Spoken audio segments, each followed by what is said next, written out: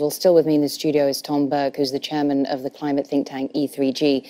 And just picking up on the point that Rosalind was making about this latest move by President Trump being symptomatic of developments behind the scenes, worth pointing out that in making this decision, there was a split amongst the team,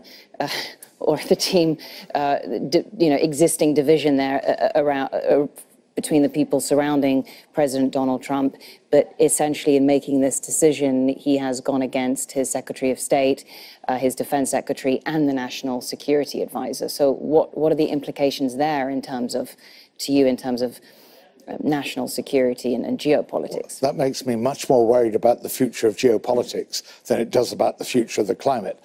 Withdrawal from Paris will not have very much impact on what other countries are doing to get carbon emissions down. But the fact that the President of the United States has basically rejected the advice of his most senior and most important advisors on international affairs and most respected of all the appointments he's made, and the fact that he's also rejected all the advice and urgings from all of America's traditional allies, just seems to me that's a really worrying sign along the lines that Ros was talking about what kind of America we're going to see in future. And it does, I think, reflect a real victory for Steve Bannon and the really nationalist return to the first half of the 20th century politics that he's been preaching. And people should be quite worried about that.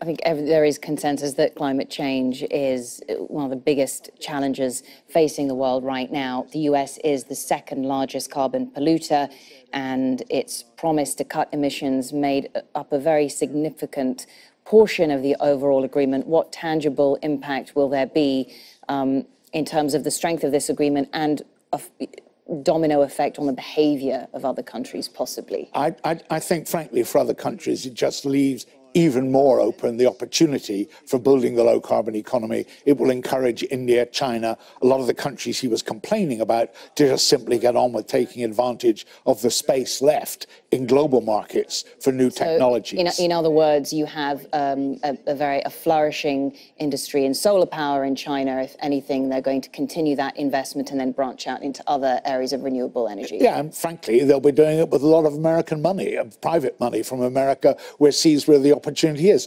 What's completely incomprehensible is the complete repudiation by a Republican president of the signals that markets are giving you. We've just seen the board of Exxon told it has to examine its climate risks by the most significant voters in that at their AGM were BlackRock and the other big multinational financing firms, because they've begun to understand how serious these risks are to being able to make money. So you have a Republican president somehow trying to say that markets are wrong. So following on from that logic, there's nothing to worry about because the markets and the private sector and businesses will ultimately dictate where the money goes. It will stay in renewables and electric cars, and coal won't be coming back anytime soon. I wouldn't say there's nothing to worry about, because I think this slows down the pace at which we could go. But I don't think that Mr. Trump, at the end of the day, is going to find anybody interested in having another negotiation that... Well, of course, that's the other thing, that I suppose the central contradiction in all of this is the fact that he's pulling out of the deal.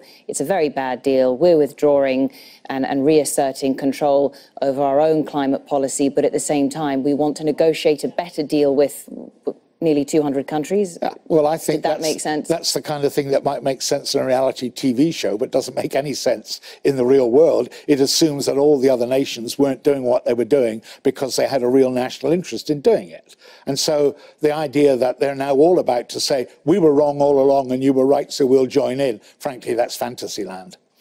And we've been looking at some of the reaction that's been coming in, which we'd already heard a sense of frustration from Brussels, also from the G7 summit. Jean-Claude Juncker saying that it's going to take them years to pull out. Angela Merkel, of course, at the G7 summit, pleading with Donald Trump to stay in the agreement.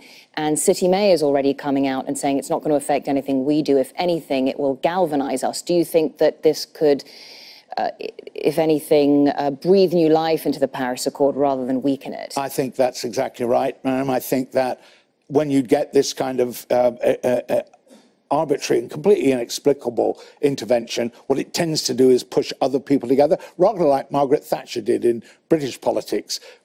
By being very aggressive, she made opposition more united than it was. So I think we'll see some of that as we go forward. And I think tomorrow we're going to see a really striking agreement between the EU and China. So this again will push the EU and China closer together. And from what I've seen of the draft texts that have leaked out, it's going to be really rather remarkable and very strong, and an immediate response, in effect, in the real world to Mr. Trump. Well, Tom Burke, head of the climate think tank E3G, thank you very much for coming in and sharing your opinion, your expertise with us. Appreciate it. Areas of most